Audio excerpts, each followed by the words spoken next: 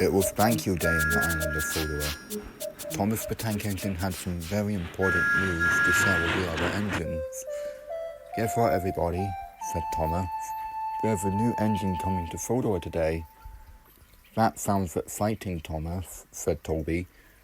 Glad you think so, Toby, replied Thomas. And Thomas began telling the other engines what the new engine will look like. At the junction, Thomas met up with a pink tank engine, just like him. The new engine was painted bright pink and had the number 29 painted on the sides.